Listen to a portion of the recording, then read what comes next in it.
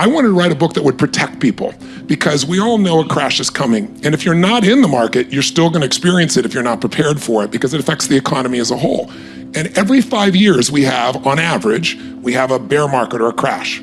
And it lasts a year and it drops 33%, but every single one of those, you don't lose any money unless you sell. And it's really important for Americans to understand this because America's unique. In 2.5 centuries, every crash is followed immediately by an explosion up in a bull market. So you all remember 2008. You remember the market, dropped almost 50% from peak to trough, if you're aware of it. But from March 9th, a day or two from now was the celebration of it, it went up in the next 12 months, 69%, and it's been going up ever since for 250%. So you get really wealthy when those numbers change. So what I want to do is free people from the fear, not by enthusiasm or positive thinking, but by facts. The facts are there's a correction every year. You shouldn't be surprised when the market corrects. Last January was the worst opening in the history of the stock market, and we had a record-breaking year. People lost 2.2 trillion if they sold, but if they stayed, they went nowhere. So when you know that every single year there's going to be a correction. Now, a correction, by the way, means it drops 10 up to 20% from the peak. A bear market or crash is 20% or more. But every year since 1900, for 116 years, we've had a correction. It's like winter. You're not surprised when winter comes. Some are long, some are short, but you know what's coming. You've even got a chapter in the book called Winter is Coming. Yes. It's my HBO special. But the reason I say that is if you know it's coming, we want to prepare so you're protected. But also, for everyone listening, everyone who's joining us online, think about this. If you're a millennial, for example, and you got all this debt from college, it's so imbalanced right now, and you think you're never going to get free, or you're a baby boomer and you never got started and you think it's too late, believe it or not, the next crash is the greatest opportunity in your life to leapfrog from where you are, where you don't want to be financially, to where you want to be, because everything goes on sale. Listen, the ladies in this room, if your favorite outfits or shoes are on sale for 50% off, you're pretty damn excited, right? Well, guys, if I said to you, what's your favorite car? And you said a Ferrari, and I said you get it for 50% off, guys would be out of their mind. But when the stock market drops 50%, it's on sale, most people freak out. Not Warren Buffett, not people like that.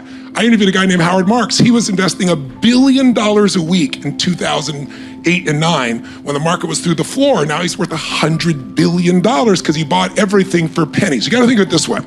When things are going really great, what do people want for the price of their home or the price of their stock or their business? It's real value or more? Well, when it's going up like crazy, everybody wants more than it's worth.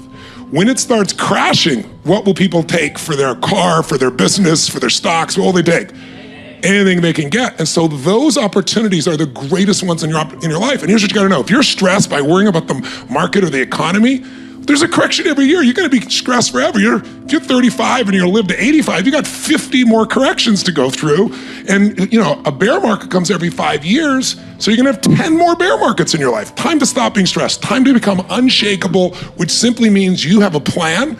You know what's going on. You're not fearful because you know how this works long term, and you're not going to be taken advantage of. You're going to take advantage of the environment. And what is the value of risk for an entrepreneur? Like the ability to take risk?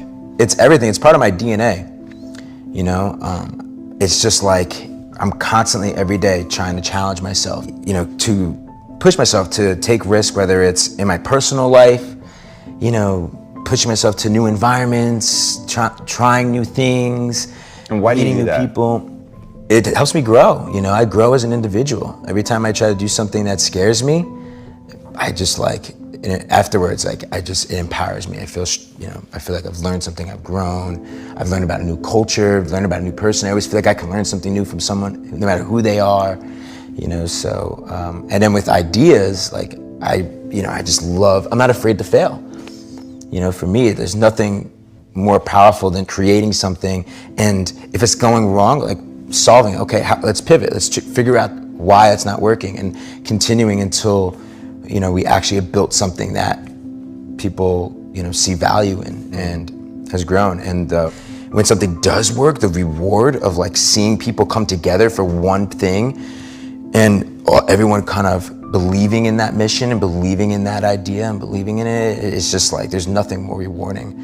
To me, that's it's best moments of my life have been when I've taken a big risk and I've seen it come to fruition. And it's gone from this idea to people, to people like, you know, making it reality.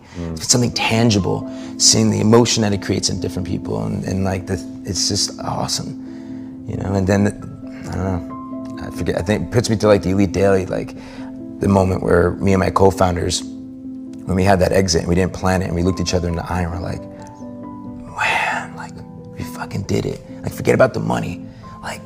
There's 200 people back in the office that are all happy, freaking working at a common goal, 80 million people that are reading this thing on a daily basis. Like, remember the days when it was just 3 folding chairs and we didn't know if this thing was gonna really work? And now, you know, to me, that's like, it was the greatest thing in the world. There are 2 currencies in the infinite game: will and resources. Resources is money. You need money to stay in the game, but you need the will of the people as well. And the problem is that when we organize to win, that means the score is more important than the inspiration and motivation that people have to give their blood, sweat, and tears. And when we prioritize resources before will, that's a problem. I've never met a CEO that doesn't believe their people are important. The problem is where on the priority list. You know, you've been to any number of presentations where they put their priorities on the wall, you know, number 1, growth, number 2, shareholder value, number 3, our customer, number 4, our employees. There it is. See, I do care about our people. And the reality is, as social animals, we want to work for and we're willing to give our blood, sweat, and tears to leaders who understand that the balance of those 2 essential currencies, the balance of those 2 things is will has to come before resources. And that doesn't mean 90-10. When I talk about putting people before profit, you know, people freak out, which is ridiculous. You need fuel for the car to go. Money is fuel for the organization, of course. Even if there's a leaning, it's 51-49, there has to be a slight leaning towards people, because there will always be decisions that a company has to make in which those 2 cannot both be supplied, and one will have to be sacrificed. The question is, which will you always prioritize? Let me give you a hypothetical example to make my point. 2 CEOs. The first CEO says, our number 1 priority is growth. And of course our people are important, because if we take care of our people, we will meet and exceed our financial goals. Second CEO says, our number 1 priority is our people.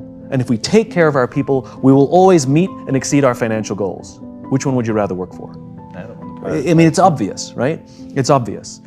So this is what it means to prioritize will over resources. It has, of course, money matters, but the people matter more. It's true. And when you get to that point in your life where you're not cursing the things that come your way and blaming the things that come your way, and particularly blaming it on somebody else, and you hear it all the time. She hurt my feelings. How's that possible? How can anybody hurt your feelings? Your feelings come from your thoughts. No one can hurt your feelings without your consent. No one can make a fool of you without your consent. No one can embarrass you without your consent. These are choices that you have that come from the way that you think. Someone calls you a name. Hey, stupid. And you turn around. I didn't even tell anybody I was coming. How did they know that, all right?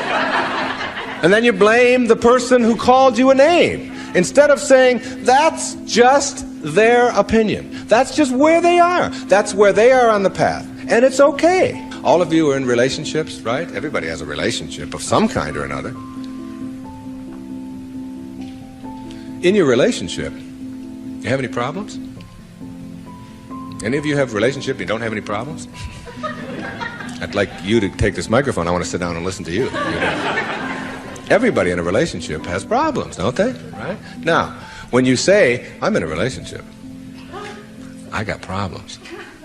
Therefore, there's something wrong. Something's really wrong, all right? Now, if you're in a relationship and you have problems and something is wrong, you got to call in a consultant, right? You got to call in somebody to help you with the problems. You don't want the problems to go on. Who are you going to call in? You only got yourself. That's all you got. You might get a therapist once in a while, but they got worse problems than you do. The only consultant who can help you with your problems is you. And who is that consultant that you're calling in? We've already established that there's something wrong with that person, right? Something wrong. So now you're going to call in a disabled person. to deal with your problems in your relationship, right? Now, this is a really sick approach to curing your problems. You got somebody who says, we got a problem. You don't talk to me, and I didn't talk to you, and you came home late last week, and this week I called you, and you didn't call, and I was supposed to call you, and then you didn't do it, and how can you do that? Now, this is the consultant you're calling. Excuse me, will you come in and help us? I don't know if I can help you or not. I didn't come home. I didn't. That's the person you got to deal with your problems. All right? Now, what you can do is you can change all of that around.